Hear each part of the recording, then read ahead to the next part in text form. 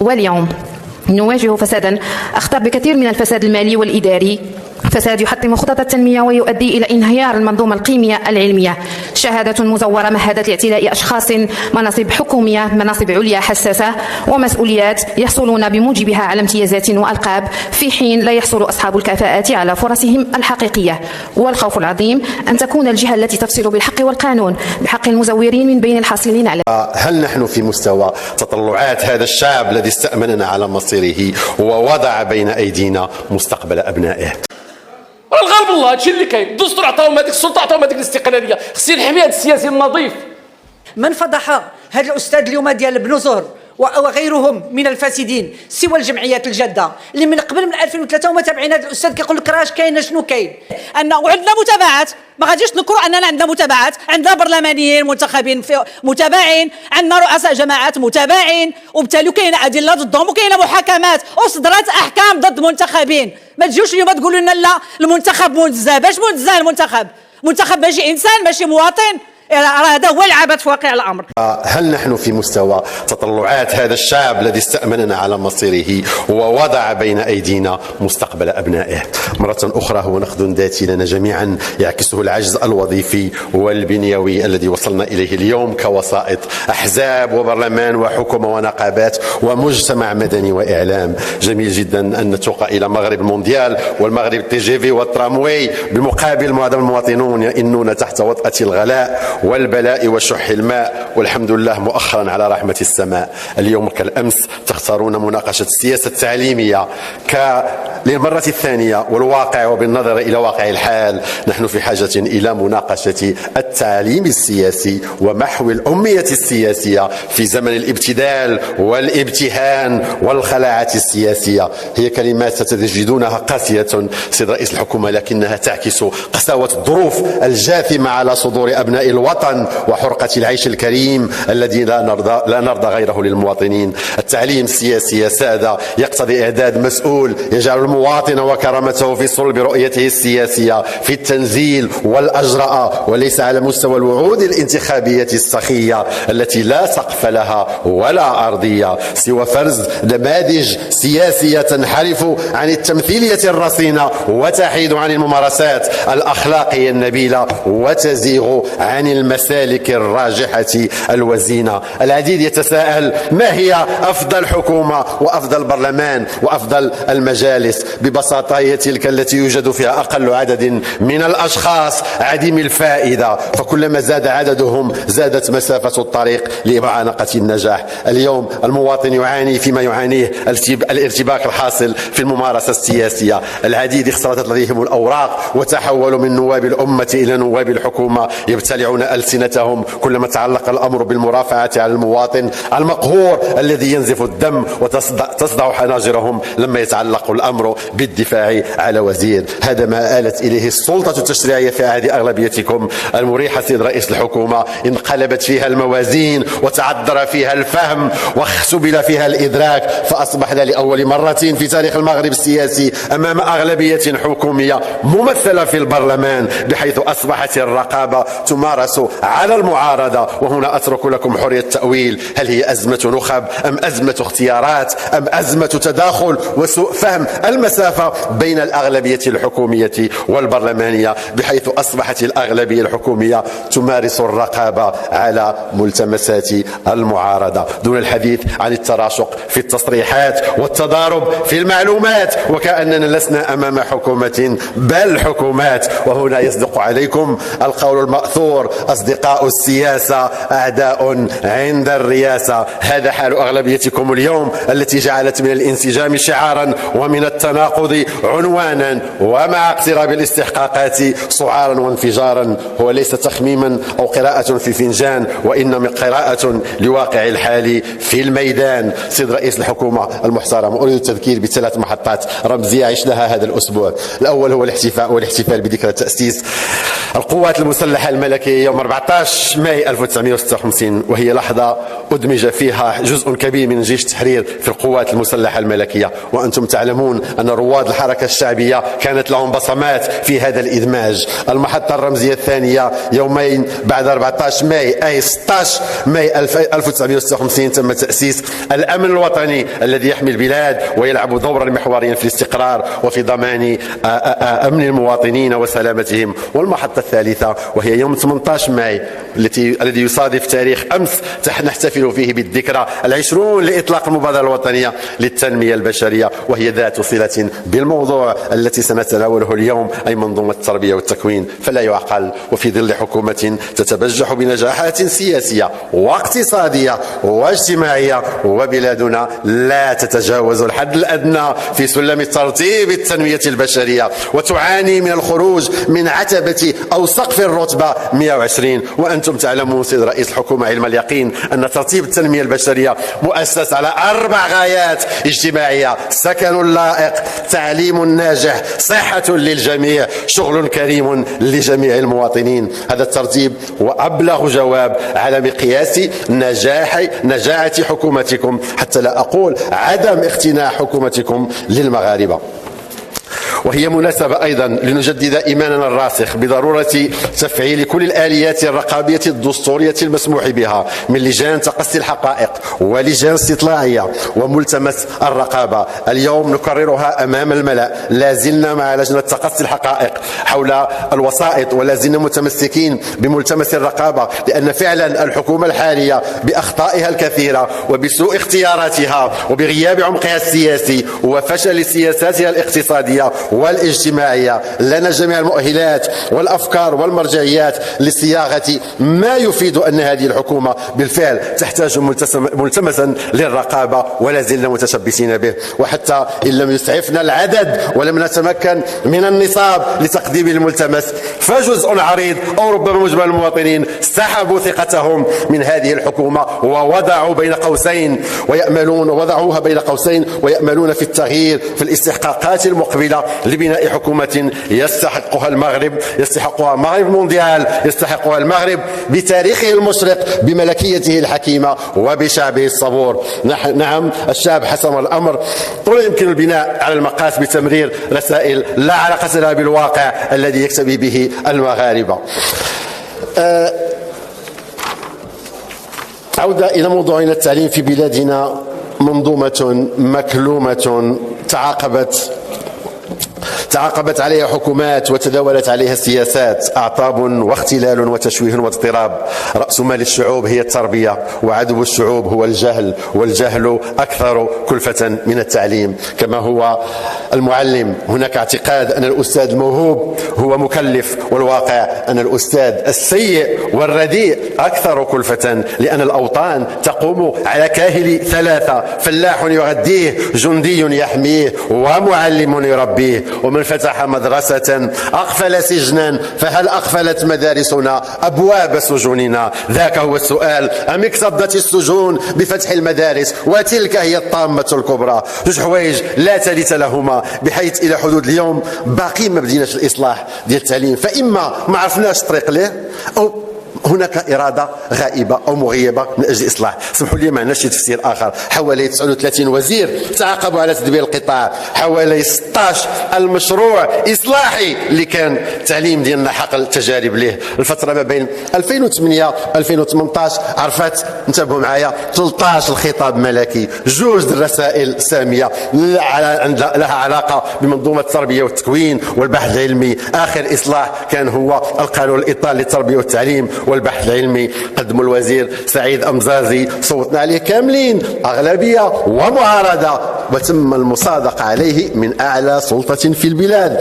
طبقا لأحكام الدستور حدد القانون الإطار الطريق السيار اللي هي الوطروط، المبادئ والأهداف الأساسية لسياسة الدولة واختياراتها الاستراتيجية من أجل إصلاح المنظومة. من بعد نقاش ومصادقة كل الأطياف السياسية ليظهر وزير في أغلبيتكم وبنزوة عابرة وجرة قلم تائها أجهزتم على الرؤية الاستراتيجية، فاختلط لديكم السلك والمسلك، فأصبحتم في تيه عن كل الأسلاك، وعوض أن تكونوا كفة السلاك أصبحتم سبب الهلاك. النتيجة عودة إلى نقطة الصفر، مناظرات جهوية، مشاورات جديدة حول المدرسة والجامعة لبناء إصلاح للإصلاح وتشخيص للتشخيص، وهكذا يصبح قطاع التعليم رهينا للولايات الانتخابية المتعاقبة. الحصيلة أو حصيلة هذا التخبط هو التقرير العالمي للتعليم الصادر هذه السنة.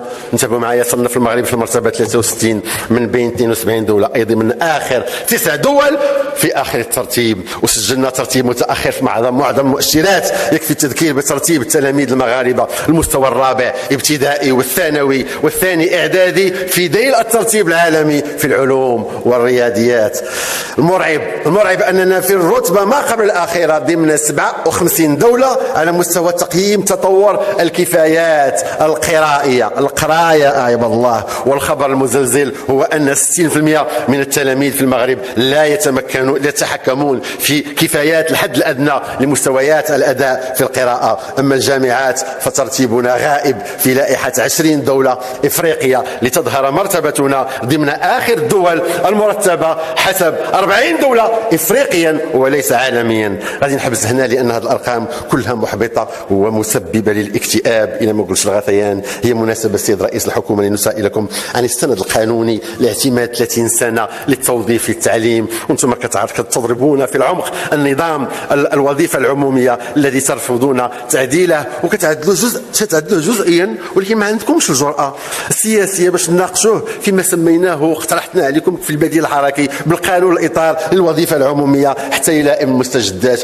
بأي حق جهة من الجهات يكون عندها 4% ديال الموارد البشريه ديال البلاد، وهنا كنستحضر الجهه ديال زراعه تفيلات، ها فين كتبان غياب العداله المجاليه، وها فين كنزيدوا الحيف والاقصاء في حق واحد المجموعه ديال الجهات. سؤال مباشر لكم سيد رئيس الحكومه، شنو هو السر في عدم عقد اللجنه الوطنيه لتتبع تفعيل القانون الاطار اللي كترأسوها انتم؟ ولو اجتماع واحد منذ تنصيب هذه الحكومه، وهادشي منصوص عليه في الماده 57 قانون الاطار، تنشر في الجريده الرسميه نهار 9 أغسطس 2019. أجل تنزيل مبرمج في 3 سنوات، حنا في 6 سنين ما درنا والو. بمعنى آخر كتقولوا لنا الرؤية الاستراتيجية أقبلت، القانون الإطار دفن. الحاجة اللي سمعنا بها هي مدارس الريادة، جميل، ولكن الأجمل أن سمعنا أن التغطية بلغت 60% في بعض الجهات، ولكن الخطير أن هذه المدارس شبه منعدمة في العالم القروي، بمعنى أنكم أجهزتم على مبدأ صريح في القانون الإطار وهو مبدأ تكافؤ الفرص، بمعنى غادي تزيدوا توسعوا الفارق في المستويات بين التدريس في القرية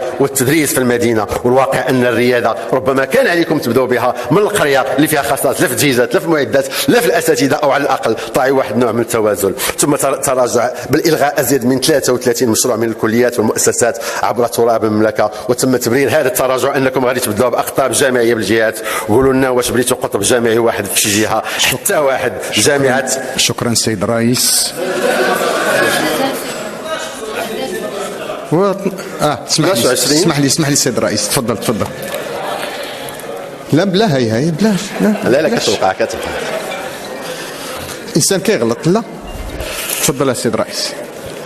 جامعة ابن زهر، غادي نعطيك واحد المعلومة صادمة سيد رئيس الحكومة. جامعة ابن زهر حاليا واش اخبارك انها كتغطي 52% من التراب الوطني المغربي، كيتواجدوا بها طلبة من 4 الجهات، 17 الإقليم. السؤال هنا واش الحي الجامعي بأكادير كافي لهذه الطلبة كاملين؟ أما المنحة فأضحوك 20 درهم في اليوم لطلبة الإجازة و38 طلبة الدكتوراه. بالله عليكم واش بهاد 20 درهم في المغرب اليوم اللي بلا تضخم فيه مستويات غادي نصنعوا به باحثين ونصنعوا به كفاءات، علما أن مجمل ممنوحين من عائلات ما فحالهمش طبعا وكيعولوا كل شكرا. من السيدة النائبة المحترمة ريم شباط. السيد الوزير، نقترح حذف الفقرة السابعة من هذه المادة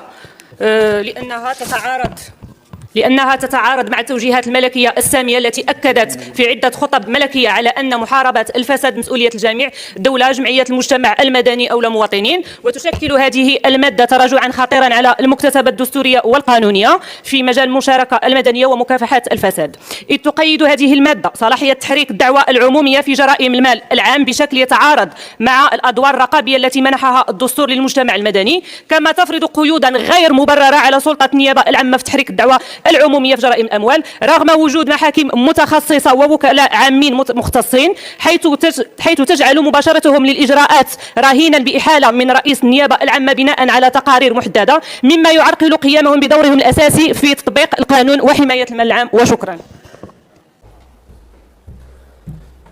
هذا الموضوع سيد الرئيس، هذا الموضوع تحدثت عنه في الخطابات هذا الصباح واليوم. كان الموضوع يهم الأخيار والأشرار، كأن الموضوع يهم الملائكة والشياطين، فقط علينا أن نحدد من هم الملائكة ومن هم الشياطين. هذا الموضوع في حقيقة الأمر يهم الأحزاب الكبرى التي لها تمثيلية في الجماعات وفي المؤسسات التمثيلية، والتي لا يملك ذلك يمكن أن يصنع قانونا للملائكة إذا أراد، ما دام لا يملك جماعة ولا يملك رئاسة جماعة. ولكن سيد الرئيس إذا سمحتم ممكن أعطي أرقام. في فاس الرؤساء السابقين، رئيسين سابقين من 2011 إلى الآن 72 شكاية ضدهم، نحلوها نفتحوها، غاديين بالراجل وغاديين بيه جايين، راه بارئ، نديروا البحث وتسنى وتكتب عليك الصحافة ويديروا عليك ندوة صحفية ويديروا عليك 72 شكاية في فاس، 32 شكاية في الدار البيضاء. غير اللي جالس في شي قهوة يطيرها ليه شي واحد كيبان ليه في التلفزيون ما تعجبو كيدير به شكاية.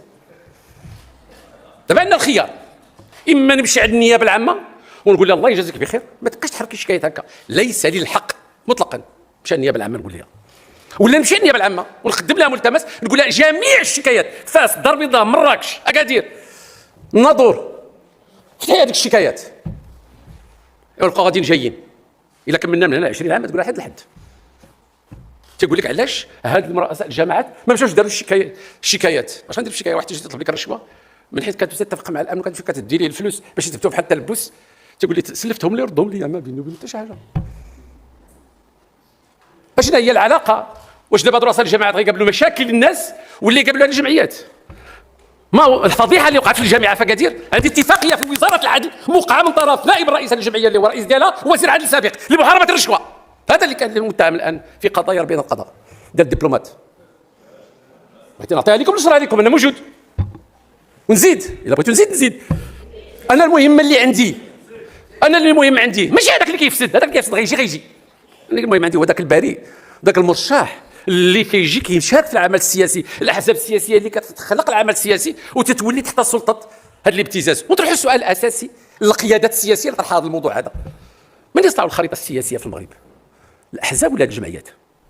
الاحزاب هي كتخلقها، كدير خريطه، كتجيب شي اشخاص كتعتمد عليهم كتقدمهم وتساهم في بناء خريطه سياسيه تتاسس من خلالها البرلمان وكتاسس الحكومه. اما يكونوا البرلمانيين مزيانين ونجلسوا معاهم، اما نكونوا البرلمانيين خايبين وما نجلسوش معاهم، نقولوا البرلمان المستقل نشوف حالتنا ونخليوه المسخن ونقيلوا الملائكه يخرجوا يمشيو للشارع يقولوا حنا نقينا هذوك المسخين ما نجلسوش معاهم. لكم الخيار من حيث كيتجي هذه الجمعيه اش كدير؟ كيجي واحد كيدير بهم الخريطه السياسيه. هذا راه بارز في الحزب ديروا به شكايه، ماشي يبقى يمشي ويجي النيابه العامه، وهذا راه غادي يدوز ينجح ديروا به شكايه، وهذا ديروا به شكايه. لو كون غير كيديروا شكايه ويخليو البحث سري ما عندي اشكال. وهو كيحط الشكايه وكيدير ندوه صحفي حدا الباب. واش هو كيمشي كيحط الشكايه وكيجي مع الصحفيين اللي حدا الباب؟ واش هو نقولوا ونعطيوه؟ كتعرفوا شوفوا غير شكون كينوب على بعض المجالس اللي ما عندهاش شكايه ضدها بالفساد، شكون اللي كينوب عليهم؟ شكون المحامي او المحاميه اللي كتنوب عليهم؟ سولوا شكون هذا رئيس الجمعيات المال العام اللي عطات له فيلا في طور الانجاز، ونعرفوا شكون ونخرجوا كل شيء. انا ما عنديش اشكال، ولكن لن اترك مفسدا يفسد العمليه السياسيه اطلاقا، ما نخليش. وما دام بغيتوا الارقام نعطيكم الارقام. في 2020 تقدمت النيابه العامه 20 شكايه 30 شكايه، حفظنا فيهم 11، معناها 19 هي اللي مشات، هذوك 11 اللي بقاو غاديين جايين للكوميساريات على ما نحسبهم. انا راه قلت لك كيهمني ذاك البريء اللي كيتكرفص، تيهمني ذاك النائب ولا رئيس البلديه اللي خرج نقي وتيضرب في الكوميساريات. وبوانو عنده واحد الصديق ديالو هو النموذج. 2021 في مراكش، اخرجها لك نيشان باش يظلموا ذوي القربى اشد مضاده. و2021 كاينوا 20 تم حفظ 3، 2022 كاين 20 تم حفظ 9، 27 في 2023 كاين 27 حفظ 5، والباقي ونقول لك من بعد 24 تم حفظ 1، وفي المجموع 106 تم حفظ 31. شحال اللي صدر فيهم حكم؟ قيد التحقيق، غير قيد التحقيق ما صدر فيهم كاع الحكم كاين في 2020 3، في 2021 1، وتنازل واحد. دابا على واحد الملف كيتحكم نجي ناخذ هاد المنتخبين المغرب كامل 26000 جماعه ولا شحال كاين عندنا، ولا 1600 جماعه 1500 جماعه، ونعطيهم لواحد رئيس الجمعيه ما خدام ما ردام، عنده تاتكات وعنده الفيلا. انا بغيت نفهمها ملي كتجي نعطيكم السميات نعطيهم لكم. لذلك ما بغيتش شي واحد يدير لنا دور الملائكه، ما يدير ليش واحد دور الملائكه، الواقع راه مر. الا كانوا كيفسدوا هاد المرشحين وهاد المنتخبين، قويوا الاحزاب ديالكم ونفسهم وديوا الاصوات، يلا وديوا الاصوات. قولي اللي بغيتي انت، ما عندك شيء، ما انا عندي. شكرا سيد الرئيس. لذلك عدم قبول التعديلات كلها. شكرا.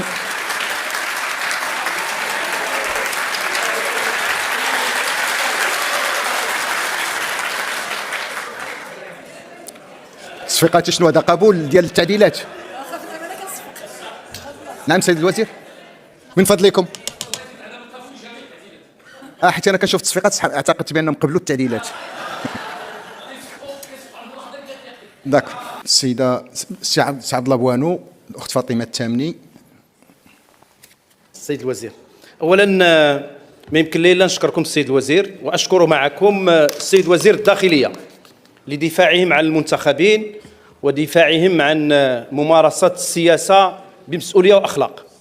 ثانيا، احنا معكم ضد الابتزاز وبالتجار بقضايا المواطنين والمنتخبين تحديدا من طرف اي كان سواء كان شخصا او هيئه، وحنا معاك السيد الوزير. احنا ما كنمارسوش هذه القضيه بدعوى اننا من الاخيار ضد الاشرار، لا، وحنا من الاحزاب المسؤوله واللي كتعرف هذا الشيء ولان عندها متابعين ظلما وعدوانا، واعطيتي نموذج منهم. لكن السيد الوزير اسمح لي ان اقول هذا الشيء دابا ديالكم وديال وزير الداخليه احنا معاه، لكن واش معاه الحكومه؟ الحكومه حين سحبت القوانين المتعلقه بالفساد وتضارب المصالح، وعندنا المحسوبيه والزبونيه، وعندنا الصفقات التي في كل يوم كتخرج علينا الروائح ديالها. هذا ما كيعطيش انطباع باننا غاديين في نفس المسار. ملي كنشوفوا حنا الدستور والركائز اللي كتربط المسؤوليه بالمحاسبه وكتكلم على الديمقراطيه التشاركيه في الماده في الفصلين 12 و 13، وملي كنشوفوا التجارب الدوليه ولا مسطره جنائيه واحده عطيها لنا في العالم اللي مشات كتغلل بهذه الطريقه. ثم اخيرا السيد الوزير، راي ديال المجالس الدستوريه ماشي اعتباطي، مجلس الوطني لحقوق الانسان، مجلس الاقتصادي والاجتماعي، كل الهيئات، الهيئه الوطنيه للنزاهه ومحاربه الفساد والوقايه من الفساد ومحاربتها، هادو كلهم هيئات اللي قالوا حنا كنقول لكم السيد الوزير حنا معاكم. ما يمكنش شي طرف من الهيئه المجتمع المدني واللي كيدير دور سياسي على حساب المنتخبين ينزل يدير الحزب ديالو، ولكن محاربه الفساد ما يمكنش ان نغله بهذه الطريقه، بهذه المسطره وفي هذا القانون بهذه الطريقه. النيابه العامه يعني عندها الحق لكي تبت في الجديه ديال الشكايات. للاسف عطيتينا انت واحد اللائحه بانه الذي يحفظ للاسف الشديد قليل يعني هو الكثير، وبانه الناس كيتمرمدوا في المحاكم لسنوات وفي الاخير كنعطيهم البراءه. صحيح هذا الشيء، ولكن راه ماشي هذه هي الطريقه اللي درناها في المسطره الجنائيه، ماشي هي هذه الطريقه، وهذاك ماشي. لا، يا ليت كانت طريقه وكانت الحكومه كلها منسجمه في هذا التوجه. اليوم عندنا تضارب المصالح، وعندنا من الوزراء ومن المنتخبين للاسف الشديد اللي هما ما غاديش في هذا المسار واللي هما عنوان ديال الفساد. فلذلك بغينا نكونوا معكم، ولكن الواقع شيء اخر، ولذلك نحن نتشبث بتعديلاتنا. شكرا. اخت فاطمه التامني. شكرا السيد الرئيس.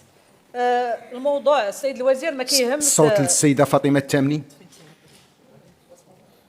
قلت على أن الموضوع لا يتعلق بشياطين وملائكة، الموضوع أهم بذلك بكثير.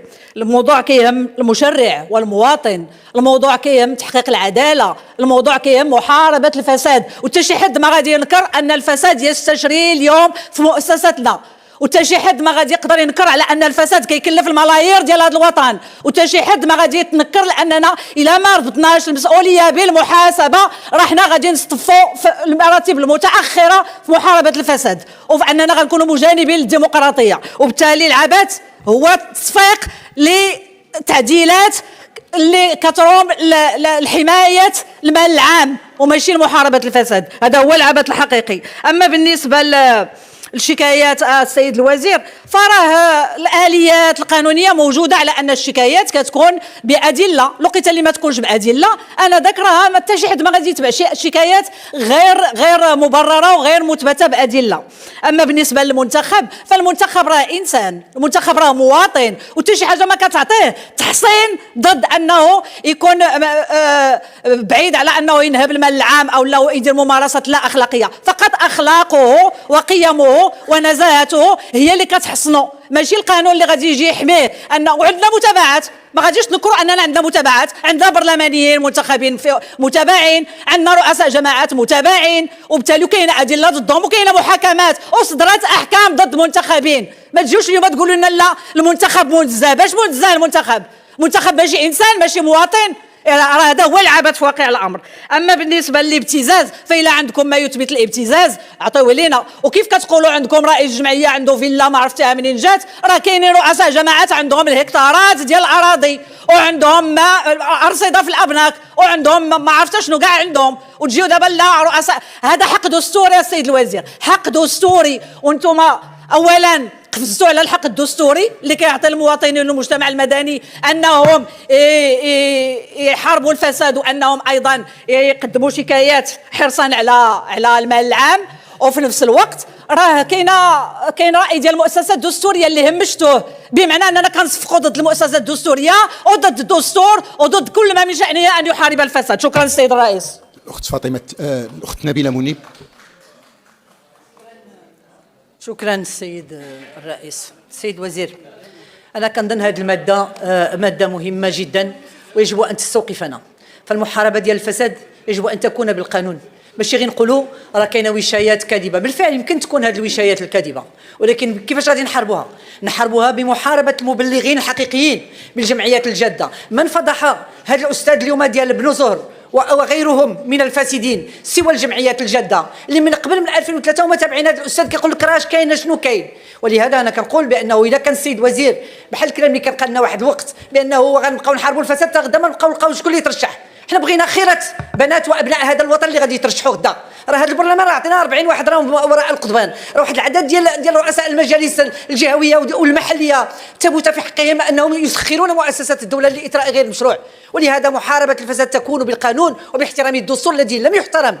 اذا تم الغاء هذه الماده يعني ما تقبلش التعديل فيها، راه ما كنحترموش الدستور الذي يجب ان يعاقب على عدم التبليغ بالفساد ولا الاتفاقيات الدوليه ديال محاربه الفساد اللي وقع عليها وصدق عليها المغرب. ولهذا انا هاد الناس اللي صفقوا خصهم يفسروا لنا التصفيق. شكرا. سيد الوزير شوف هذه القضيه ديال مكافحه الفساد خصنا نكونوا عندنا واحد الحد ادنى ديال الاتفاق. الاشارات من الحكومه ماشي مبشره بالخير. الماده 7 شتي كون درتوا الماده 7 انا نقول لك دير الماده 7 وحيد الماده 3، اما ديرهم بجوج صعيب. دابا الماده 7 شنو فيها؟ اولا المنفعه العامه، سير الضيم شكون اللي غتعطيك المنفعه العامه، شحال عندنا من وحده الشروط ديالها الى غير ذلك. جوج انه هذا الشيء مشيتي خصك الاذن ديال من؟ الاذن من وزاره العدل. واش عندها الصفه ولا ما عندهاش؟ خليه، هذه راه ماشي، هذه جمعيات، هذه ماشي مهن قضائيه ولا مهن كتشتغل مساعده الى غير ذلك، هذه جمعيه ما عندها حتى علاقه، عندها علاقه بوزاره الداخليه وبالامانه العامه للحكومه. غنضيفوا حاجه اخرى ونضيفوها لوزاره العدل. ثم ثالثا النص التنظيمي بزاف ما يمكن كاع ما يخرج. فلذلك حنا كنقولوا نعيد ونكرر محاربه الفساد كيخص فيه واحد الاراده. اليوم ملي كنجيو غير كنكبلوا نغلل هذه العمليه هذه صعيب. فلذلك حنا ضد هاد ثلاثه القضايا، ضد هذه القضيه المنفعه العامه وضد النص التنظيمي ووزاره العدل لا حق لها. ثم هذا الراي ديال الهيئات الدستوريه انتم شفتوه طلعتوا عليه ديال المجلس الاجتماعي والبيئي وديال الهيئات النزاهه. شكرا. شكرا سيد الرئيس. فيما يخص هذا التعديل الخاص بالماده 7 نعتبر ان ما جاء في هذه الماده تقييد ما بعده تقييد، حيث انه التعديل المقترح هو حذف الصفه ديال المنفعه العامه، لان باش توصل بعد الصفه ديال المنفعه العامه ما هي وما لونها في هذا البلد السعيد. جمعيه اسسها السي بن سعيد اي تدير وما تعطاتهاش المنفعه العامه، بينما تعطى لجمعيات ديال والو ديال العامزين. ثم الحصول على اذن بالتقاضي واللي غادي يتحددوا يعني من السلطه الحكوميه المكلفه بالعدل حسب الضوابط التي يحددها النص التنظيمي، حتى هي واحد التقييد اللي هو يعني هذا تاسيس منذ 4 سنوات كذلك. ولهذا التعديل المقترح هو: يمكن للجمعيات أن تنتصب طرفا مدنيا إذا كانت قد تأسست بصفة قانونية، وإذا كان قانونها الأساسي يسمح لها بذلك. وكيبان لنا بأنه الاحتفاظ بهذه المادة هذا تيبين مرة أخرى على غياب الإرادة لمحاربة الفساد وفتح واحد طريق سيار نحو الإفلات من العقاب وتحفيز على الفساد أكثر من فتح الطريق حول الإفلات من العقاب. وهنا تنزيد نذكر بأنه بالفعل لا الجمعيه ديال هيئه المحاماه بالمغرب ولا نادي القضاة ولا واحد العدد ديال الجمعيات اللي كتدافع على حقوق النساء ولا واحد العدد ديال المؤسسات الدستوريه منهم الهيئه الوطنيه ديال النزاهه ومحاربه الرشوه ولا المجلس الوطني لحقوق الانسان ولا المجلس الاقتصادي والاجتماعي، كلهم اصروا على ان هذا المقتضى هذا غير نافع، واننا خصنا نسمعوا لهذه المؤسسات الدستوريه اللي هي مهمه، ولو ان الرئيس ديالها استشاري. ولهذا يعني خصنا نضمنوا الاستقلاليه ديال الجمعيات ونسمحوا لها باش تنتصب كطرف مدني في الفضح ديال الفساد وفي محاربته. وشكرا. السيد الوزير. نضطر باش نجاوب على واحد المجموعه ديال الاشياء التي قيلت. اولا تحولنا من نص قانوني الى مناقشه مؤسساتي، من نص يمنع الى الحكومه كلها فاسده قد داكشي اللي بغيتي. على كل الا كانت المعارضه والنواب الامه عطاهم الدستور مجموعه من الوسائل، عطاهم لجنه التقصي، عطاهم لجنه استطلاعيه، الا سمحتي ملتمس الرقابه، نتوما ما قادين عليها وتعطيو هادشي للجمعيات. واسمح لي نتوما ما قادين ديروا ملتمس الرقابه، هذا عجز سياسي ديال المعارضه ماشي ديالي. وخليه خلاك ولا ما خلاك انا ما تدخلنيش، انا ما تدخلنيش في المعارضه. بيناتكم سي ابراهيمي بيناتكم شتي كان غادي يجيني الاستغراب، كان غادي يجيني الاستغراب لو انه كان غادي يجيني سيد الرئيس والله ما تكلمت سي عبد الله الساده النواب، انا ما وخلونا في هذا الجو، كل واحد يعبر على رايه، خلونا في واحد الجو ايجابي من كل واحد يعبر على رايه من حقه. شتي لكم جابوا لنا الرقابه وقع فيه الحزب اللي ساحب منه ما يجيني استغراب، ما الحزب خليته غير اللي نتساوب من الامين العام ديال كلشي وقع معكم غادي نولي حمق انا. على كل هذه الجمعيات اخترنا جمعيات ديال ذات المنفعه العامه وقلنا لها بالتصميم مدنيا تسير، كاين جمعيه واحده مكلفه بالفساد وما قلنا لها والو، قلنا لها اشتغلي بالعكس وجيت تكون مطالبه بالحق المدني. ولكن تقول لي الشكايه تكون فيها الادله، الشكايه كتجي ورقه كيفتحوا فيها بحث، انا ما نقدرش نراقب النيابه العامه، عد لي القانون بلا النيابه العامه نجيبها لنا نحسبها. اما انا ما نقدرش، ما عندي السلطه، انا مستقله عليا ورقه لدرجه ان مسؤولا منتخبا عام هو كيصيفطوا فيه ويجيبوا فيه البوليس قالوا لي انت مساهم، عرفنا جاب الفلوس في واحد الشركه ديال الطوبيسات، قالوا لي انا مساهم ولكن ليس بصفتي الشخصيه، ممثلا عن مؤسسه عموميه اخرى، وعاد تقول لي خصنا نشوفوا.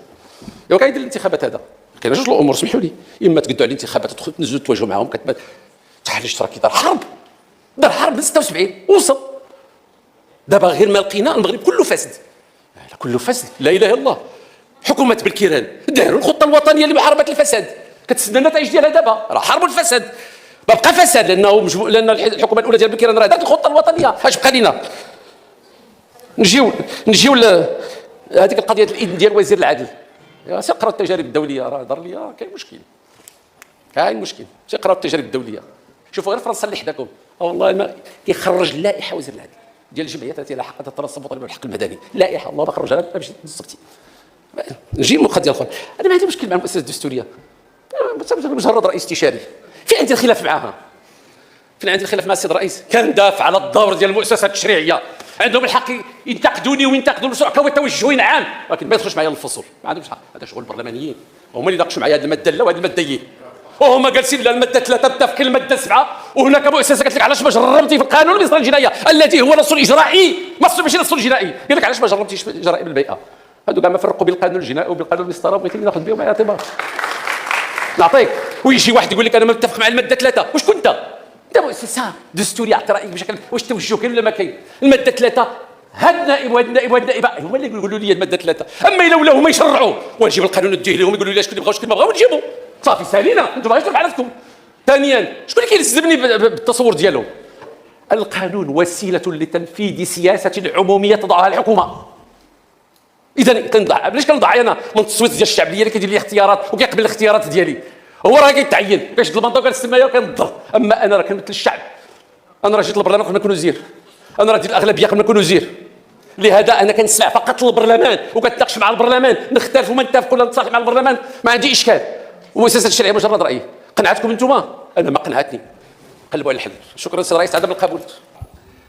هذه الجلبه اللي نضع عليها في المغرب، نقول لك بصدق السيد الوزير على انك عندما كافحت وكافح معك واحد العدد كبير جدا من البرلمانيين باش نسدوا ذاك البزبوز ديال الفساد على واحد العدد ديال الجمعيات التي تتخذ من هذا العمل في الجمعيات عمل خيري، عمل ممتاز، عمل اي واحد كيطلب على ان تكون عنده جمعيات كتلعب دور اساسي في التنميه.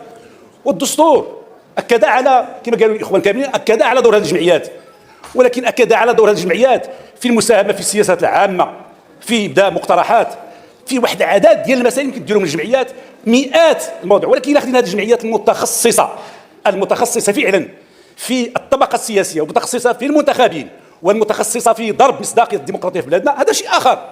لان انطلقنا من جمعيه واحده الى 500 جمعيه.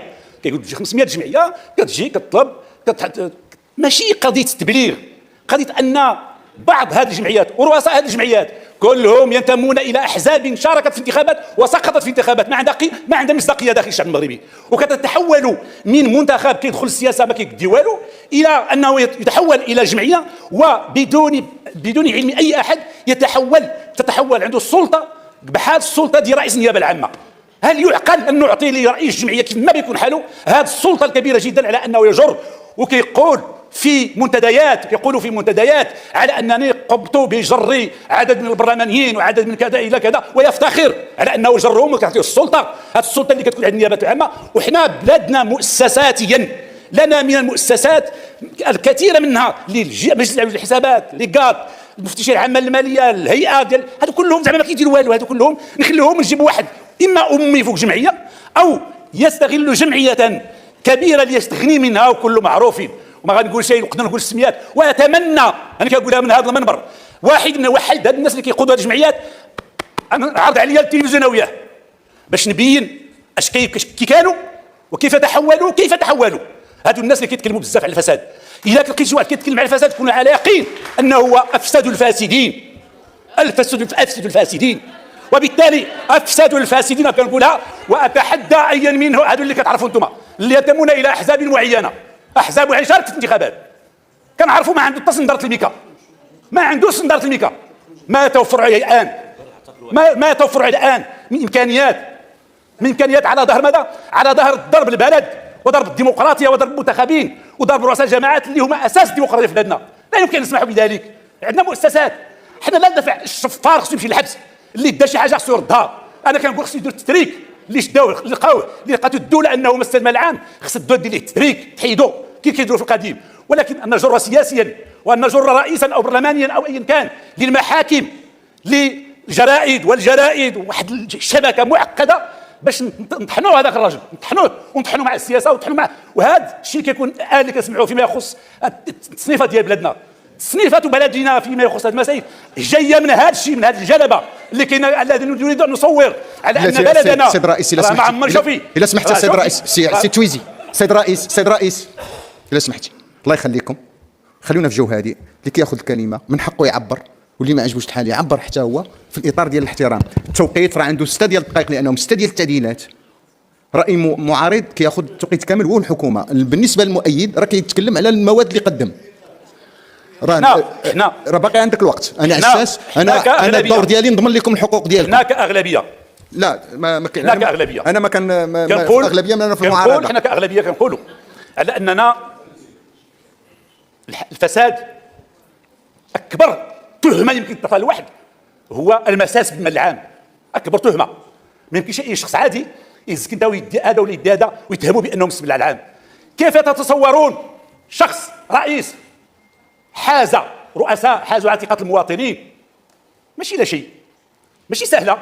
اذا كاين واحد العدد لا يستطيع ان يحوز على ثقه المواطنين وكنجروه بهذاك علاش سقطيه في الانتخابات يمشي يدعيك في الدائره. واش كل الرؤساء كيعرفوا هذا الشيء؟ تسقط في الدائره نحلوا في دائرته يمشي يدعيك، يدعي رئيس الجماعه ولا يدعي كذا. وهذه الجلبه ديال هذا الخطاب العدمي الذي يريد ان يصور المملكه على انها عش للفساد. يا كنقراو هذا الشيء كنشوفوه يوميا. سوف نقول على ان بلادنا مع فيها البانديه، ما فيها قانون، ما فيها قضاء، ما فيها والو، فيها غير هاد الجمعيات. هما اللي فيهم هاد الجلبه كلها.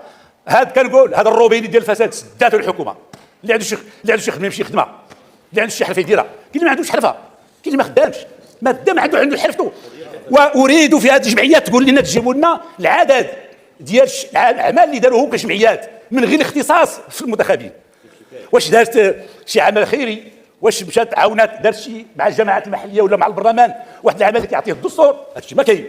جمعيات كذا كذا كذا كذا ومحاربه الفساد، جمعيات كذا كذا كذا ومحاربه الفساد. علاش محاربه الفساد هو السارق؟ شكرا سيد الرئيس. شكرا وزير. دابا حنا كنمشيو باش نكونوا موضوعيين، ولكن بعض الاحيان الحكومه في شخصهم كتهربوا من الموضوعيه. حنا ما عممناش وما قلناش جميع اعضاء الحكومه، حنا تكلمنا على الحكومه. ملي كنتكلموا على الحكومه كما عرفها الرئيس ديالها، قال لك ملي كيكون هو رئيس هو اللي كيتحمل المسؤوليه ديالها. فلذلك حنا كنتكلموا على هذه الحكومه هذه اللي الرئيس ديالها كنعرفوه جميعا. السيد وزير، لا داعي لتبخيص دور الهيئات الدستوريه، المجالس الدستوريه طبعا طبقا للدستور اولا، طبقا للقانون التنظيمي يعتدي الاشغال الحكومه. كيطلب منكم تجيبوا دراسه الاثار، كيطلب منكم تاخذوا الراي ديالها الاستشاري قبل ما تجيو قبل ما تجيبوا القانون. والا لا جينا كنبخسوا العمل ديالها بهذه الطريقه هذه، ما سمحوا لنا غادي كاع المجالس الدستوريه غندفعوا على الهويه. ثالثا، ملي كذكرتي السي الحكومه السابقه وبن كيران والاستراتيجيه الوطنيه، صحيح دار الاستراتيجيه الوطنيه، عرفتي شنو الاثار ديالها؟ هو اننا كنا خلينا الحكومه في 87 لانديس دو بيرسيبسيون ديال لا كوريبسيون، هاد النسبه ديال الفساد والادراك الفساد في 87. دابا عرفتي شحال السيد الوزير؟ شحال؟ 95. حنا من الدول الاكثر فسادا بهذا المنظور. ومادام كتكلم على استراتيجيه وقلتي كاينه جمعيه وحده اللي عندها المنفعه العامه وما اعترضتوهاش، ايوا عرفتي بانهم انسحبوا من هذه اللجنه الوطنيه ديال التتبع تنزيل الاستراتيجيه.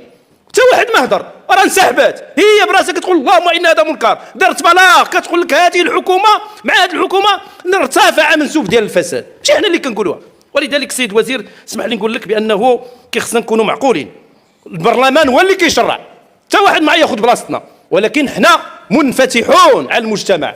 حنا كنسمعوا من المجتمع، كنسمعوا من الهيئات الدستوريه، كنسمعوا من هيئات المجتمع المدني، وحنا اللي كنشرعوا. ولذلك حنا كنقولوا هذه الماده السابعه بالنظر لما فيه اقتنعنا بانه هذه القيود للاسف الشديد ما خدمش لكي تكافح الفساد او تقلل منه. شكرا. شكرا سي عبد الله بوانو. السيده فاطمه التمني. شكرا سيد الرئيس. انا في الحقيقه ما كنفهمش اشنو اللي كيضر البعض في اننا نتكلموا على الفساد. الفساد كاين، ما تقولوش لنا الفساد ما كاينش، ويكفي تطلعوا على تقارير دوليه اللي مصنفه المغرب في مراتب متاخره في مكافحه الفساد، ماشي جبناها احنا من عندنا.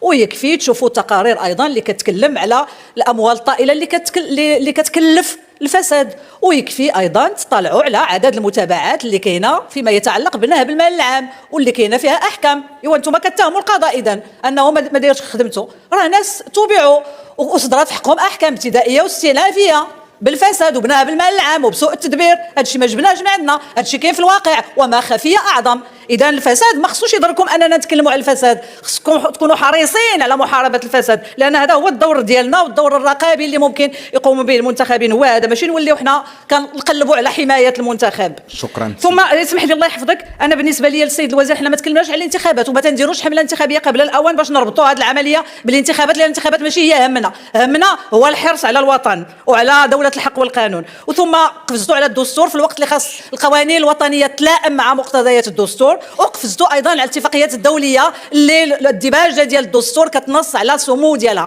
هذا هو اللي كنتيروا معكم، وبالتالي كتاكدوا مره اخرى انكم لما سحبتوا مشروع قانون الاثراء غير المشروع كان لهذه الاهداف اللي بانت في هذه المواد هذه. شكرا. الاخت نبيله منيب. شكرا السيد الرئيس. انا كنظن بانه الاحتفاظ بهذه الماده كما جاءت في المشروع يشكل خطرا على امكانيه محاربه الفساد في بلادنا، لانه السياسه اللي توضعت في الاول من قبل جون جاك روسو كانت نتكلموا على السياسه الفاضله، طبيعه منظم قوانينها، والانسان خصو ينظم القوانين ديالو بما فيه الحفاظ على المصلحه العامه ومحاربه امكانيه الاستبداد والفساد واستغلال النفوذ الى ما غير ذلك. انا خديت الكلمه غير باش نتفاعل مع السيد الوزير، لانه ما يمكن لناش اننا مؤسسات دستوريه فيها كفاءات وطنيه يشهد لها اننا نعتوا فيها شي نعت اللي هو ناقص. ما يمكنش. انا كنذكر هنايا المجلس ديال المنافسه والدور اللي لعبوا بعد اللجنه البرلمانيه اللي قامت وبينت بان هناك مراكمه اموال طائله بشكل لا اخلاقي في المجال ديال الطاقه، وجا المجلس يعني ديال المنافسه واثبت ذلك، فتم اعفاء الرئيس وتم الغاء التقرير. ثم هذه المساله ديال الهيئه ديال النزاهه ومحاربه الفساد، ملي جا السيد الرئيس ديالها وقال بانه الفساد يكلف المغرب ما يقارب 50 مليار ديال الدرهم سنويا، وحنا محتاجين بهذه الفلوس. راه هو ذاك النسبه اللي خاصنا باش نديروا الحمايه الاجتماعيه تم هو كذلك اعفاؤه. ولهذا الله يخليكم ما نبقاوش نخلطوا الاوراق. راه محاربه الفساد من الطرق الاساسيه لا بغينا غدا نبنيو دوله الحق والقانون والدوله الديمقراطيه. شكرا. شكرا السيده نبيله منيب. القضيه سمحتي السيد الرئيس، يقول لنا شي واحد حنا بغينا نحميو الفساد او بغينا، راه الفساد جريمه مثل جميع الجرائم.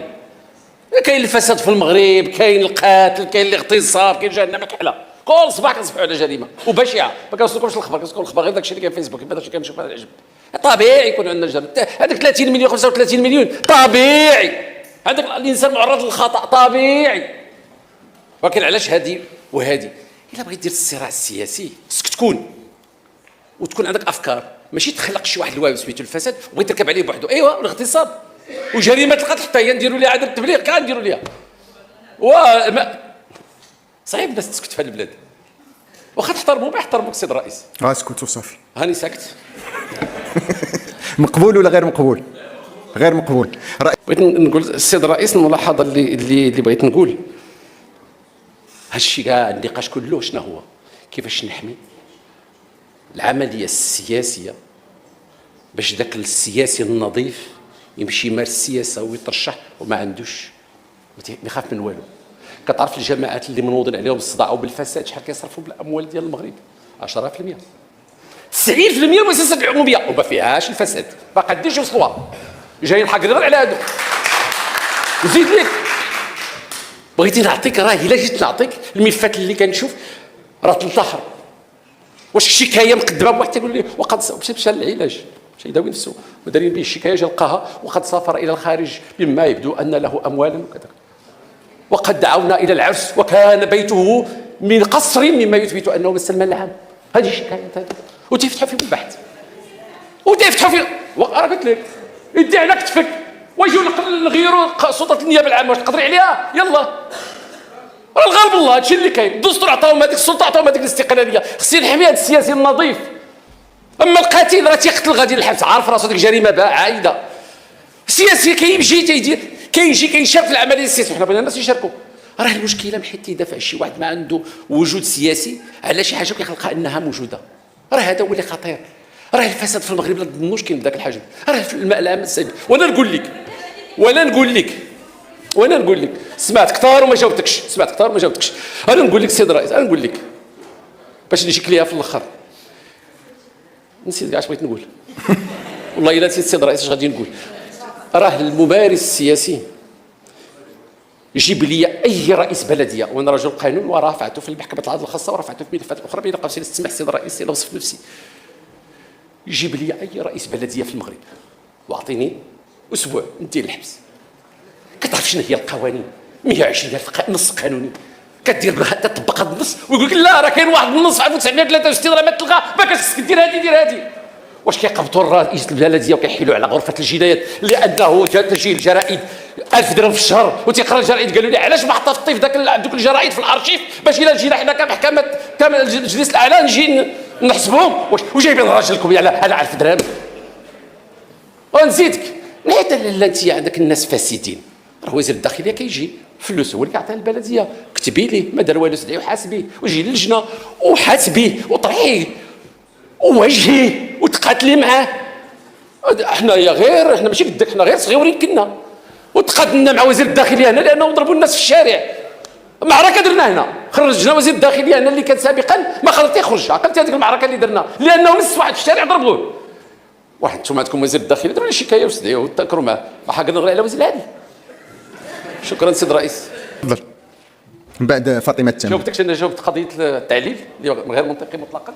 نجي لهذه القضيه حنا درنا في النص يجوز للنيابه العامه، هادشي اللي كثير يجوز للنيابه العامه عند الاقتضاء اطلاع الراي العام في القضيه والاجراءات. هذا الحين كيجي المحضر النيابه العامه في الاول كيبلغ بعض المعطيات لان كاين سريه البحث اللي حق من حقوق المتهم ما يقدرش تخرجها. هذه المساله الاولى. اش قلنا؟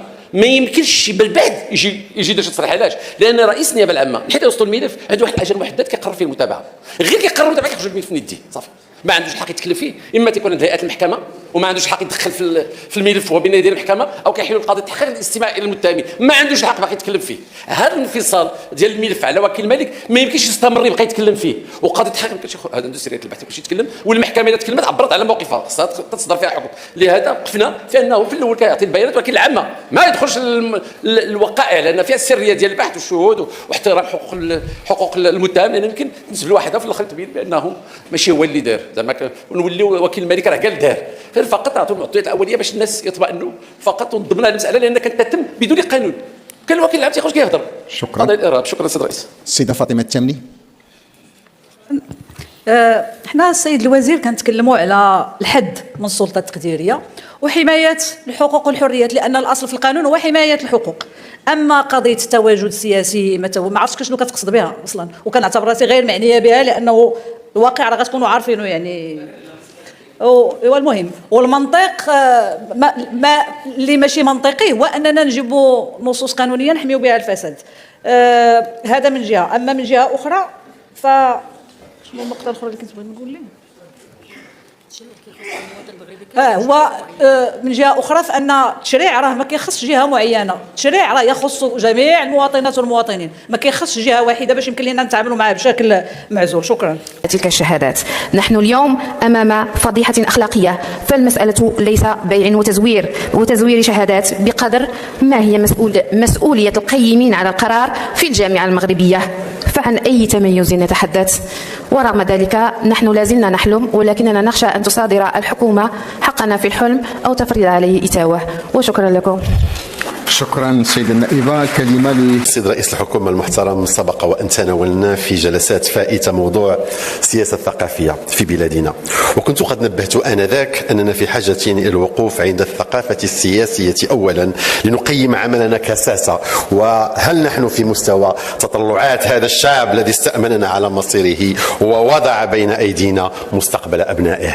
مرة أخرى هو نقد ذاتي لنا جميعا يعكسه العجز الوظيفي والبنيوي الذي وصلنا إليه اليوم كوسائط أحزاب وبرلمان وحكومة ونقابات ومجتمع مدني وإعلام. جميل جدا أن نتوق إلى مغرب المونديال والمغرب تي جي في والترامواي، بمقابل معظم المواطنون يئنون تحت وطأة الغلاء والبلاء وشح الماء، والحمد لله مؤخرا على رحمة السماء. اليوم كالأمس تختارون مناقشة السياسة التعليمية للمرة الثانية، والواقع وبالنظر إلى واقع الحال نحن في حاجة إلى مناقشة التعليم السياسي ومحو الأمية السياسية في زمن الابتذال والابتهان والخلاعة السياسية. هي كلمات ستجدونها قاسية سيد رئيس الحكومة، لكنها تعكس قساوة الظروف الجاثمة على صدور أبناء الوطن وحرقة العيش الكريم الذي لا نرضى غيره للمواطنين. التعليم السياسي يا سادة يقتضي إعداد مسؤول يجعل المواطن وكرامته في صلب رؤيته السياسية في التنزيل والأجرأة، وليس على مستوى الوعود الانتخابية السخية التي لا سقف لها ولا أرضية سوى فرز نماذج سياسية تنحرف عن التمثيلية الرصينة وتحيد عن الممارسات الأخلاقية النبيلة وتزيغ عن المسالك الراجحة الوزينة. العديد يتساءل ما هي أفضل حكومة وأفضل برلمان وأفضل المجالس؟ ببساطة هي تلك التي يوجد فيها أقل عدد من الأشخاص عديم الفائدة، فكلما زاد عددهم زادت مسافة الطريق لمعانقة النجاح. اليوم المواطن يعاني فيما يعانيه الارتباك الحاصل في الممارسة السياسية. العديد اختلطت لديهم الأوراق وتحولوا من نواب الأمة إلى نواب الحكومة، يبتلعون ألسنتهم كلما تعلق الأمر بالمرافعة على المواطن المقهور الذي ينزف الدم، وتصدع حناجرهم لما يتعلق الأمر بالدفاع على وزير. هذا ما آلت إليه السلطة التشريعية في عهد أغلبيتكم المريحة سيد رئيس الحكومة الحكومة انقلبت فيها الموازين وتعذر فيها الفهم واختبل فيها الإدراك، فأصبحنا لأول مرة في تاريخ المغرب السياسي أمام أغلبية حكومية ممثلة في البرلمان، بحيث أصبحت الرقابة تمارس على المعارضة. وهنا أترك لكم حرية التأويل، هل هي أزمة نخب أم أزمة اختيارات أم أزمة تداخل وسوء فهم المسافة بين الأغلبية الحكومية والبرلمانية، بحيث أصبحت الأغلبية الحكومية تمارس الرقابة على ملتمسات المعارضة، دون الحديث عن التراشق في التصريحات والتضارب في المعلومات، وكأننا لسنا أمام حكومة بل حكومات. وهنا يصدق عليكم القول المأثور: أصدقاء السياسة أعداء عند الرئاسة. هذا حال أغلبيتكم اليوم، التي جعلت من الانسجام شعارا ومن التناقض عنوانا، ومع اقتراب الاستحقاقات سعارا وانفجارا. هو ليس تخميما أو قراءة في فنجان، وإنما قراءة لواقع الحال في الميدان. سيد رئيس الحكومة المحترم، أريد التذكير بثلاث محطات رمزية عشناها هذا الأسبوع. الأول هو الاحتفال بذكرى تأسيس القوات المسلحة الملكية يوم 14 ماي 1956، وهي لحظة أدمج فيها جزء كبير من جيش التحرير في القوات المسلحة الملكية. وأنتم تعلمون أن رواد الحركة الشعبية كانت لهم بصمات في هذا الإدماج. المحطة الرمزية الثانية يومين بعد 14 ماي أي 16 ماي 1956 تم تأسيس الأمن الوطني الذي يحمي البلاد ويلعب دورا محوريا في الاستقرار وفي ضمان أمن المواطنين وسلامتهم. والمحطة الثالثة وهي يوم 18 ماي الذي يصادف تاريخ أمس نحتفل فيه بالذكرى 20 لإطلاق المبادرة الوطنية للتنمية البشرية، وهي ذات صلة بالموضوع التي سنتناوله اليوم، أي منظومة التربية والتكوين. فلا يعقل وفي ظل حكومة تتبجح بنجاحات سياسية واقتصادية واجتماعية، وبلادنا لا تتجاوز الحد الأدنى في سلم ترتيب التنمية البشرية، وتعاني من الخروج من عتبة أو سقف الرتبة 120. وأنتم تعلمون سيد رئيس الحكومة علم اليقين أن ترتيب التنمية البشرية مؤسس على 4 غايات اجتماعية: سكن لائق، تعليم ناجح، صحة للجميع، شغل كريم لجميع المواطنين. هذا الترتيب وأبلغ جواب على مقياس نجاعة حكومتكم، حتى لا أقول عدم اقتناع حكومتكم للمغاربة. وهي مناسبة أيضا لنجدد إيماننا الراسخ بضرورة تفعيل كل الآليات الرقابية الدستورية المسموح بها من لجان تقصي الحقائق ولجان استطلاعية وملتمس الرقابة. اليوم نكررها أمام الملأ: لا زلنا مع لجنة تقصي الحقائق حول الوسائط، ولا زلنا متمسكين بملتمس الرقابة، لأن فعلا الحكومة الحالية بأخطائها الكثيرة وبسوء اختياراتها وبغياب عمقها السياسي وفشل سياساتها الاقتصادية والاجتماعية لنا جميع المؤهلات والأفكار والمرجعيات لصياغة ما يفيد أن هذه الحكومة بالفعل تحتاج ملتمسا للرقابة، ولا زلنا متشبثين به. وحتى إن لم يسعفنا العدد ولم نتمكن من النصاب لتقديم الملتمس، فجزء عريض أو ربما مجمل المواطنين سحبوا ثقتهم من هذه الحكومة ووضعوها بين قوسين ويأملون في التغيير في الاستحقاقات المقبلة لبناء حكومة يستحقها المغرب، يستحقها مغرب مونديال، يستحقها المغرب بتاريخه المشرق، بملكيته الحكيمة وبشعبه الصبور. نعم، الشعب حسم الأمر، ولا يمكن البناء على المقاس بتمرير رسائل لا علاقة لها بالواقع الذي يكتفي به المغاربة. عودة إلى موضوعنا: التعليم في بلادنا منظومة مكلومة تعاقبت عليها حكومات وتداولت عليها السياسات، أعطاب واختلال وتشويه واضطراب. رأس مال الشعوب هي التربية، وعدو الشعوب هو الجهل، والجهل أكثر كلفة من التعليم. كما هو المعلم هناك اعتقاد أن الأستاذ الموهوب هو مكلف، والواقع أن الأستاذ السيء والرديء أكثر كلفة، لأن الأوطان تقوم على كاهل 3: فلاح يغذيه، جندي يحميه، ومعلم يربيه. ومن فتح مدرسة أقفل سجنا، فهل أقفلت مدارسنا أبواب سجوننا؟ ذاك هو السؤال: أم اكتظت السجون بفتح المدارس؟ وتلك هي الطامة الكبرى. جوج حوايج لا ثالث لهما، بحيث إلى حدود اليوم باقي ما بديناش الإصلاح ديال التعليم. فإما ما عرفناش الطريق ليه، أو هناك إرادة غائبة أو مغيبة من أجل الإصلاح. اسمحوا لي معنا شي تفسير آخر. حوالي 39 وزير تعاقبوا على تدبير القطاع، حوالي 16 المشروع إصلاحي اللي كان التعليم ديالنا حقل تجارب ليه. الفترة ما بين 2008 و 2018 عرفت، انتبهوا معايا، 13 الخطاب ملكي، 2 الرسائل سامية لها علاقة بمنظومة التربية والتكوين والبحث العلمي. آخر إصلاح كان هو القانون الإطار للتربية والتعليم والبحث العلمي، قدمه الوزير سعيد أمزازي، صوتنا عليه كاملين، أغلبية ومعارضة، وتم المصادقة عليه من أعلى سلطة في البلاد.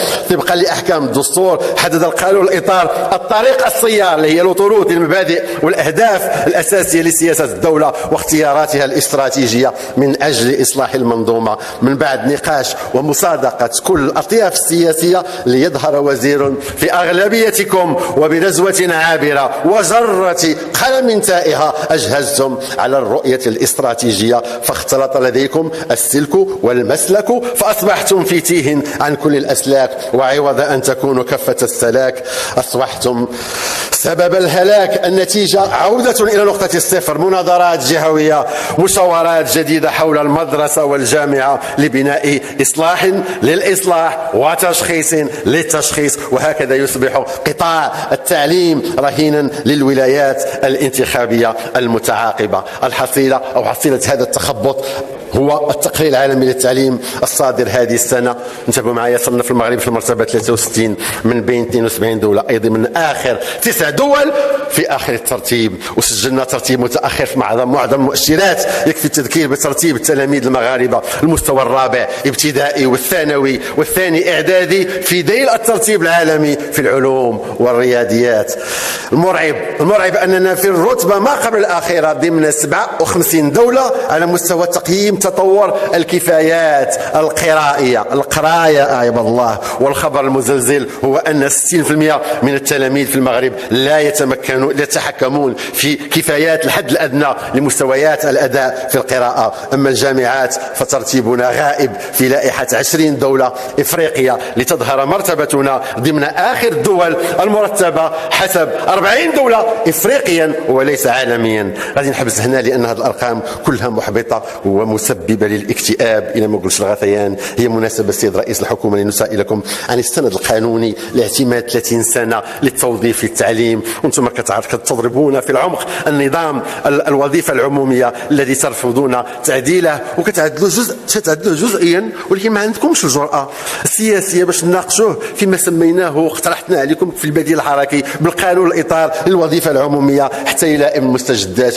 بأي حق جهة من الجهات يكون عندها 4% ديال الموارد البشريه ديال البلاد، وهنا كنستحضر الجهه ديال درعا فيلات، ها فين كتبان غياب العداله المجاليه، وها فين كنزيدوا الحيف والاقصاء في حق واحد المجموعه ديال الجهات. سؤال مباشر لكم سيد رئيس الحكومه، شنو هو السر في عدم عقد اللجنه الوطنيه لتتبع تفعيل القانون الاطار اللي كترأسوها انتم؟ ولو اجتماع واحد منذ تصيب هذه الحكومه، وهادشي منصوص عليه في الماده 57. قانون الاطار تنشر في الجريده الرسميه نهار 9 غشت 2019، ازال تنزيل مبرمج في 3 سنوات، فحنا في 6 سنين ما درنا والو. بمعنى اخر كتقولوا لنا الرؤيه الاستراتيجيه اقبرت، القانون الاطار دفن. الحاجه اللي سمعنا بها هي مدارس الرياده، جميل، ولكن الاجمل ان سمعنا ان التغطيه بلغت 60% في بعض الجهات، ولكن الخطير ان هذه المدارس شبه منعدمه في العالم القروي، بمعنى انكم اجهزتم على مبدا صريح في القانون الاطار وهو مبدا تكافؤ الفرص، بمعنى غادي تزيدوا توسعوا الفارق في المستويات بين التدريس في القريه والتدريس في المدينه. والواقع ان الرياده ربما كان عليكم تبداو بها من القريه اللي فيها خاصات لا في التجهيزات لا في المعدات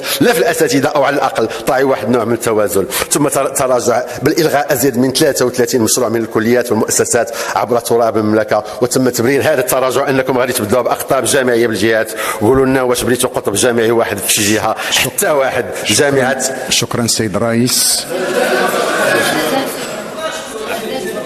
اسمح لي سيد الرئيس، تفضل. لا بلا هي بلا لا كتوقع انسان كيغلط. لا تفضل يا سيد الرئيس. جامعة ابن زهر، غادي نعطيك واحد المعلومة صادمة سيد رئيس الحكومة. جامعة ابن زهر حاليا واش خبرك انها كتغطي 52% من التراب الوطني المغربي، كيتواجدوا بها طلبة من 4 الجهات، 17 اقليم. السؤال هنا واش الحي الجامعي باكادير كافي لهذه الطلبه كاملين؟ اما المنحه فاضحوك 20 درهم في اليوم لطلبه الاجازه و38 طلبه الدكتوراه. بالله عليكم واش بهاد 20 درهم في المغرب اليوم اللي بلا تضخم فيه مستويات غادي نصنعوا به باحثين ونصنعوا به كفاءات، علما ان مجمل المنوحين من عائلات ما فحالهمش طبعا وكيعولوا كل شكرا السيد الرئيس. أود أن أوجه كلمة إلى السيد الوزير المحترم ورجل الأعمال الناجح السيد محمد سعد برادة. تبنيتم شعار الرئيس الأمريكي السابق باراك أوباما وقلتم yes we can، ونحن نقول لكم no you can't، لأنكم لم تألفوا العيش في سياق النقابي بالزخم الذي تعرفه وزارة التربية الوطنية، وليس لكم دراسة مسبقة بمشاكل التعليم وبقضاياه البيداغوجية المعقدة، ولاؤكم مطلق للقطاع الخاص في الوقت الذي تقودون وزارة لها أدوار محورية في التأسيس للدولة الاجتماعية. كان من الأولى أن تتبنوا شعار دونالد ترامب You're fired، فهذا يلائكم ويليق بكم أكثر. مدارس الريادة هي بالفعل رائدة ومشروع ناجح بلغة الأرقام والإحصاءات، إنجاز كبير تفتخر به الوزارة معتمدة على نتائج منجزة من طرف مختبر، تفاخر لا تصمد معطياته في واقع التنزيل. يكفي الرجوع إلى المعطيات التي تقدمها الوزارة والمؤسسات دستورية وطنية ودولية تقر بالتسرب والأقسام المشتركة والتسيب الأخلاقي والهدر الفظيع للمال العام. مشروع جاء عقب الحراك التعليمي العظيم وما تلاه من توقيف عن العمل يشمل مناضلات ومناضلين.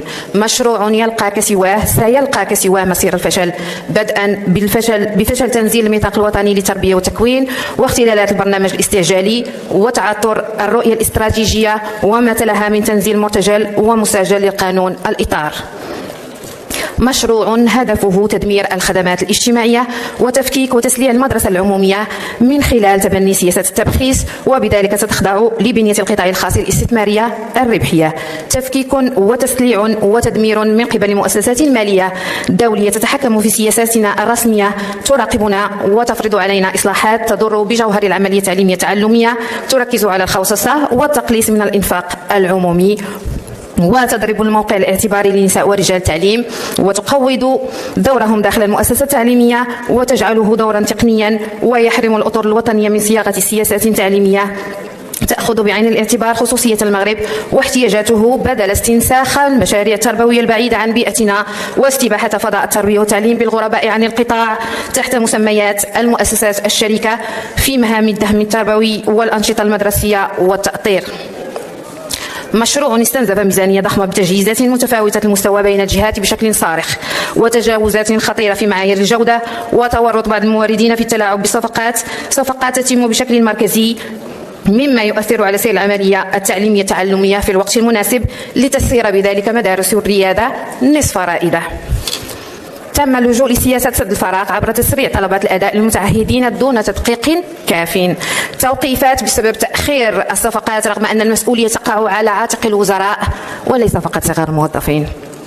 المشروع ركز في الأساس على رصد تعلمات جزئية، دروس معتمدة بسيطة جدا لا تواكب المنهاج في متناول جل المتعثرين، فما بالكم بالمتفوقين ومتوسطي الأداء التعليمي، مع إغفال اللغة الأمازيغية وهو ما يعتبر تعسفا منافيا للوثيقة الدستورية. اختلاف لأساليب التقييم في الامتحانات المحلية وتناقض بين مذكرات وقرارات وزارية. وتناسيتم سيد الرئيس المحترم أن المنظومة التربوية هي منظومة متكاملة، وأن مراجعة نظام الامتحانات في التعليم الابتدائي يجب أن تتم ضمن إطار يشمل جميع الأسلاك التعليمية بما في ذلك شهادة البكالوريا، فجميع هذه الأنظمة يجب أن تخضع للمنطق نفسه. ضربتم مبدأ الإنصاف وتكافؤ الفرص في مقتل، وكرستم لوضعية التمييز بين نسقين تعليميين داخل منظومة التعليم العمومي، تمييز يهدد بتأجيل هدف الإنصاف، وهو أحد الركائز الثلاث للقانون الإطار 51/17. تعملون على توسيع نطاق الريادة وتجاهلتم العدد المحدود للإعداديات وخطر عودة تلاميذ الريادة إلى إعدادية عادية. وبين ذلك وراء الكل يتساءل هل يصلح ميداوي ما أفسده المراوي؟ التعليم العالي قطاع يشهد تحديات تزيد من صعوبتها العمر القصير المتبقي لهذه الولاية. السيد الوزير المحترم كان واقعيا وأقر بالإكراهات وكشف الواقع الصادم للجامعة المغربية مرات عديدة والذي اكتوى به بشكل شخصي.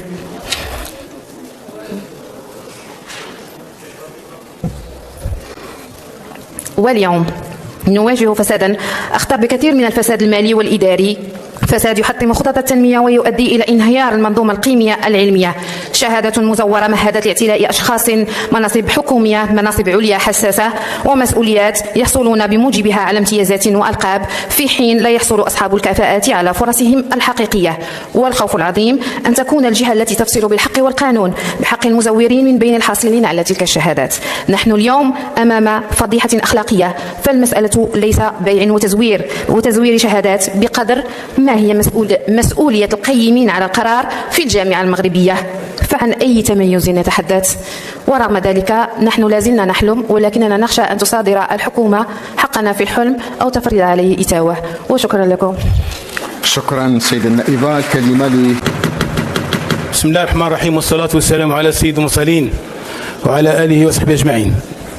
سيد رئيس الحكومة المحترم، السيدات والسادة الوزراء المحترمون، السيدات والسادة النواب المحترمون، يسعدني أن أتناول الكلمة باسم فريق تجمع الأحرار خلال هذه السنة الدستورية المؤطرة بمقتضيات الفصل 100 من الدستور والمخصصة للمساءلة السيد رئيس الحكومة في المحور المتعلق بإصلاح التعليم من مدرسة الريادة إلى جامعة التمييز لبناء أجيال المغرب الغد. بداية ننوه السيد رئيس الحكومة بجوابكم الدائم وتفاعلكم المنتظم والتزامكم بمقتضيات الدستورية التي تنظم علاقة السلطتين التشريعية والتنفيذية عكس ما يروجه البعض. كما ننوه بإصراركم على مناقشة قضية التعليم كأولوية وطنية، فقضية إصلاح منظومة التعليم ببلادنا تشكل التحدي الأكبر والرهان الأساسي للبلوغ إلى التنمية الاقتصادية والاجتماعية المنشودة، على اعتبار أن إصلاح هذا القطاع أساس الاستثمار في رأس المال البشري الذي يشكل الثورة الوطنية الاستراتيجية لمواجهة تحديات العولمة والتنافسية والسباق نحو امتلاك الخيرات والعلوم والتقنيات. سيد الرئيس المحترم، نعم لقد تحلت حكومتكم بالشجاعة الكافية لتخوض معركة هذا الإصلاح وتضع خريطة الطريق مستقبلي لبلوغ مدرسة الجودة والإنصاف، وقد حققت إنجازات ومكتسبات الشغيلة التعليمية، وهذه حقيقة تؤكد الأرقام ولا يمكن أن ينكرها إلا مغرض. إن قطاع التعليم في عهد حكومتكم السيد الرئيس ظل دائما يحتل صدارة اهتماماتها وفق خطب وتوجيهات صاحب الجلالة الملك محمد السادس، وانسجاما مع الوثائق الاستراتيجية للمملكة، لا سيما الرؤية الاستراتيجية 2015-2030 في مجال التعليم والتكوين والبحث العلمي المؤطر بقانون الإطار 51/17. لقد التزمتم السيد الرئيس بتنفيذ البرنامج الحكومي 2021-2026 بدقة وفعالية من أجل تحقيق الإنصاف وتكافؤ الفرص في الولوج التربية والتكوين، تطوير النموذج البيداغوجي وتحسين جودة البيئة والتكوين، تحسين حكامة منظومة التربية والتكوين، وتحقيق التعبئة المجتمعية حول الإصلاح. سيد الرئيس، إننا في فريق تجمع الأحرار نسجل وبكل اعتزاز المؤشرات الإيجابية التي يعرفها القطاع التربية الوطنية والتعليم الأول والرياضة، وذلك الاعتبارات التالية: أولا، وضوح العرض الحكومي ومصداقيته، والذي يولي أهمية كبرى للتعليم باعتباره من بين ركائز الدولة الاجتماعية، حيث تسعى الحكومة إلى رد الاعتبار لمهنة التدريس. ثانيا، نجاح الحوار الاجتماعي القطاعي بالوزارة، والذي اعتمد على مقاربة تشاركية، فلسفة الحوار والتشاور والإنصات المتبادل مع النقابات التعليمية، توجت بالتوقيع على اتفاق 14 يناير 2023. بالمناسبة ننوه السيد الوزير ببلوغ نسبة 90% من تنزيل بنود الاتفاق. ثالثا، تعبئة الموارد المالية اللازمة للإصلاح، حيث وصلت الميزانية السنوية للقطاع تقريبا 90 مليار درهم، كما عملت الحكومة على تعبئة 5.9 مليار درهم إضافية كل سنة في أفق سنة 2027، مما سينعكس إيجابا على الحياة اليومية للأسرة التعليم بالمغرب. السيدات والسادة النواب المحترمون، لا معنى لإصلاح لمنظومة التعليم دون تحقيق الجودة والإنصاف والعدالة المجالية، وهنا نوه بالعناية الكبيرة التي توليها الحكومة للنهوض بالتعليم بالوسط القروي، لما يحسب للإصلاحات العميقة التي تقوم بها الحكومة في مجال التعليم، للتجاوب مع انتظارات أبناء الأسر القروية من حيث الجودة والاستدامة للخدمات التعليمية. فمن باستطاعته أن ينكر أن ينكر القفزة النوعية التي تحققت على مستوى إحداث وإعادة تأهيل المدارس القروية، ومن منا قادر على إنكار المجهودات الجبارة التي تقوم بها الحكومة على مستوى الإطعام المدرسي والداخليات والنقل وتحسين المرافق الصحية، وهو ما أدى إلى تراجع نسبة الهدر بالعالم القروي لا سيما في صفوف الفتيات إلى 10% سنويا. حضرات السيدات والسادة، إذا كان من حقنا أن نفتخر بنجاح الحكومة في تنزيل إصلاحات عميقة في مجال المنظومة التعليمية، فلا بد أن نشير إلى ما حققته مدارس الرياضة التي تعد أحد العناوين الكبرى والناجعة للإصلاح، وهذا ليس مجاملة، ولكن حكمنا ندعم بمجموعة من التقييمات الدولية، منها الدراسة التي قامت بها المختبر المغربي للابتكار والتقييم مع جامعة محمد السادس مدرسة التخصصات التقنية ومؤسسة هارفارد للتكليمية الدولية، والتي همت عينة تنضم أكثر من 20,000 تلميذ وتلميذة.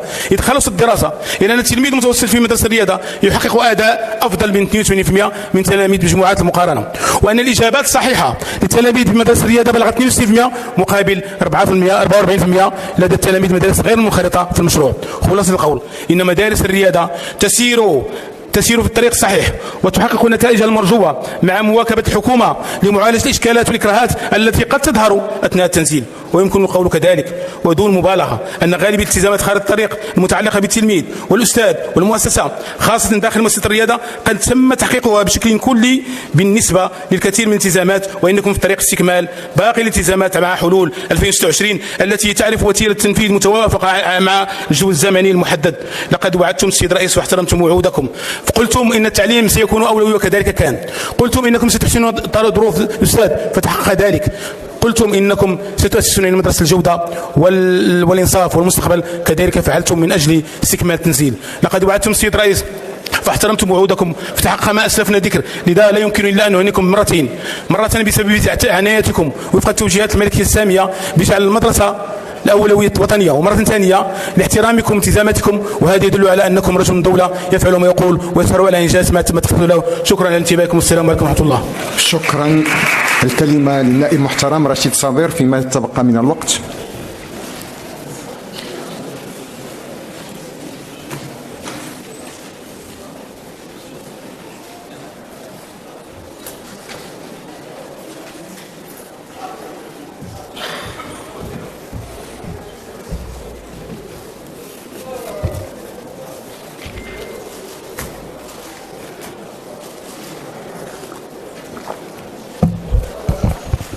بسم الله الرحمن الرحيم، والصلاة والسلام على أشرف المرسلين وخاتم النبيين سيدنا محمد عليه أفضل الصلاة والسلام. السيد الرئيس المحترم، السيد رئيس الحكومة المحترم، السيدات والسادة الوزراء المحترمون، السيدات والسادة النواب المحترمون، بكل فخر واعتزاز أقف أمامكم باسم فريق التجمع الوطني للأحرار كي أتناول الكلمة في هذه الجلسة المخصصة لمساءلة السيد رئيس الحكومة حول قطاع يعتبر من أهم الركائز للدولة الاجتماعية التي يوليها صاحب الجلالة الملك محمد السادس نصره الله عناية خاصة، إنه قطاع التعليم ومستقبله ببلادنا، خاصة في شقه المتعلق بالتعليم العالي. السيد الرئيس، إنه ورش حيوي يمس مباشرة شباب الوطن وأطره ونخبه الصاعدة، ويستحق منا جميعا الاهتمام والعمل الجاد. لذلك لا يستحق المزايدة السياسية، فعلى ماذا نزايد؟ على الوطن، على مستقبل فلذات أكبادنا، على مستقبل هذا البلاد. ومنذ توليكم السيد الرئيس الحكومة المحترم المسؤولية أطلقتم مسارا إصلاحيا شجاعا لمنظومة التعليم العالي، في وقت لا يزال فيه البعض أسير الشعارات الفضفاضة والخطابات الفارغة. ولعل الفرق اليوم واضح بين من يشتغل وينجز كحكومتكم ومن يكتفي بالتهجم والنقد العقيم. لقد اخترتم مقاربة تشاركية حقيقية قادت إلى بلورة ميثاق وطني للتعليم العالي والبحث العلمي عبر 7 مناظرات جهوية توجت بمناظرة وطنية ساهم فيها كل الفاعلين والمعنيين، وكان الهدف واضحا: بناء تعليم جامعي يواكب تطلعات الشباب ويرتبط بحاجيات سوق الشغل. وهذا هو المطلوب سيد الرئيس. كفانا من جامعات تخرج وتفرخ لنا من ينضاف إلى طبور البطالة والعطالة. ولأن الأرقام لا تكذب، فقد وضعتم اليد على مكامن الخلل، ومنها انقطاع حوالي 49 من الطلبة دون الحصول على شهادة جامعية، وهذا رقم مخيف سيد الرئيس. ونسبة بطالة مرتفعة في صفوف الشباب بلغت 18.7%، وهذا رقم أخطر من الأول. وضعف ملائمة التكوين مع متطلبات سوق الشغل، وهذا يجسد البون الشاسع بين ما تنتجه الجامعات وسوق الشغل وما يتطلبه. في المقابل سيد الرئيس، جاءت حكومتكم بإجراءات ملموسة نذكر منها أولها المصادقة على النظام الأساسي الجديد لهيئة الأساتذة الباحثين مع زيادة الأجر الصافي بحوالي 3000 درهم، وهم يستحقون أكثر سيد الرئيس، ونحن مدين لهم. ها نحن اليوم نتحدث بما قدموه لنا من خدمات، وهذا إنتاج كبير وإنجاز كبير يحسب لكم. مراجعة دفاتر الضوابط البيداغوجية للإجازة والماستر والدكتوراه، تعزيز المهارات اللغوية والرقمية والذاتية للطلبة تماشيا مع متطلبات العالم وما يتطلبه اليوم من اللغات، إحداث شعب أفقية بالمؤسسات ذات الاستقطاب المفتوح، اعتماد التعليم عن بعد كمكمل ضروري للتعليم الحضوري، إطلاق مراكز التميز لفائدة الحاصلين على الباك زائد سنتين، تبني نموذج مرن لإعادة التوجيه مع ترصيد المكتسبات.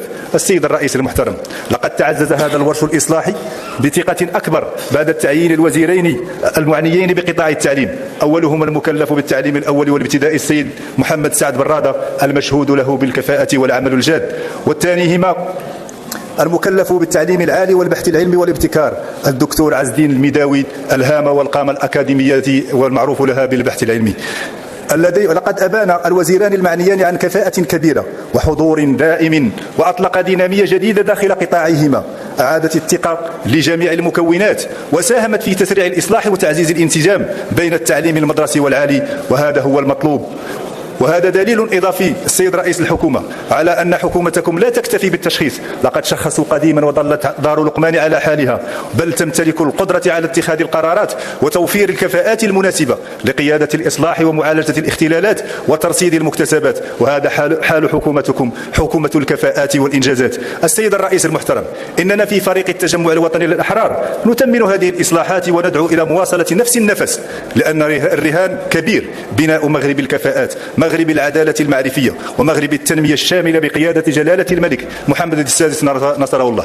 إنما تحقق في قطاع التعليم بصفة عامة وبصفة خاصة ما تحقق في التعليم العالي هو ثمرة عمل جاد ووفاء صادق بالالتزامات التي قطعتموها أمام المواطنين الذين وضعوا ثقتهم فيكم، وها هم الرجال المخلصين لهذا الوطن، والذين تبادلونهم نفس الثقة بخدمة بلدكم بكل مسؤولية رغم التشويش والتشكيك من جهات طالما وجهت لكم سهام الضربات والحملات المغرضة التي تستهدفكم. لكن السيد الرئيس، هيهات هيهات، فقافلتكم تسير لما فيه خير بلادنا، فلا تلتفتوا لمن